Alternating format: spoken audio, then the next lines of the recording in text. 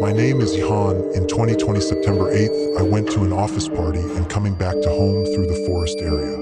The dashboard clock blinked 11:47 p.m. as I navigated the winding, dark road through the thick forest. The only light was from my headlights cutting through the pitch blackness ahead. I shouldn't have stayed so late at the conference, but the discussions were too compelling to leave. The road was narrow, flanked by towering trees that seemed to lean in closer with each passing mile. A sense of unease settled in as my car hummed along the desolate road, but I brushed it off as the byproduct of exhaustion. I switched on the radio for company, but it was just static. Strange, I thought, this station always worked. Just as I leaned forward to fiddle with the radio, a flash of movement caught my eye. A deer? I thought, but it was too quick. My heart pounded as I slowed down, scanning the road for any signs of wildlife.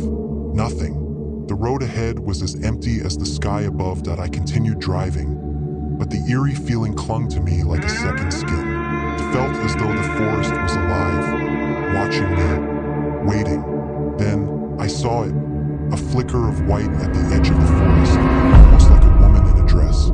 I blinked, and it was gone. Just your imagination. I whispered to myself, gripping the steering wheel a little tighter. The road seemed to stretch endlessly, each curve more sinister than the last. I checked the clock again. 12:30 a.m. I should have reached the highway by now. That's when the car's engine sputtered and died. The headlights flickered and then went out, plunging me into darkness.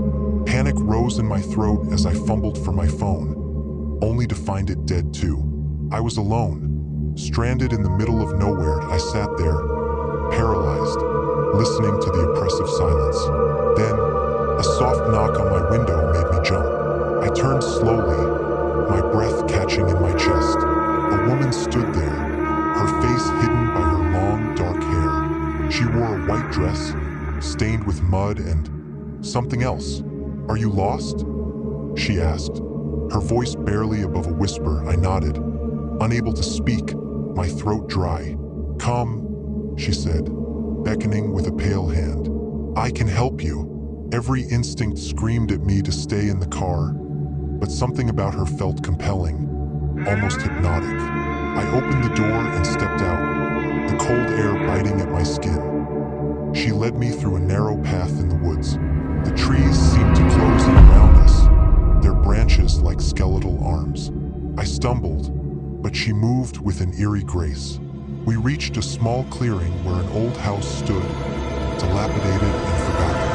"In there," she said, pointing to the door. I hesitated, but the thought of staying in the dark, alone, was worse. I pushed the door open, the hinges groaning in protest. The house was dark, but a faint light flickered at the far end of the hallway as I moved closer. The light grew brighter, and I heard voices, a TV. I stepped into the room, and the light flooded my vision. When it cleared, I found myself in a cozy living room. A fire crackled in the fireplace, and an old man sat in an armchair, watching TV. "Welcome," he said, smiling warmly. "We've been expecting you." I turned to thank the woman, but she was gone. Confused, I looked back at the old man. He gestured to a picture frame on the mantel. It was a photo of the woman, the old man, and a younger man. My breath caught as I recognized the younger man. It was me. "She was my wife," the old man said. "You promised you'd come back after the accident, but you never did, until now." A chill ran down my spine. I remembered nothing of the promise or the accident, but as I looked at the photo, memories began to surface. The woman, the accident, the promise to return. It all came flooding back.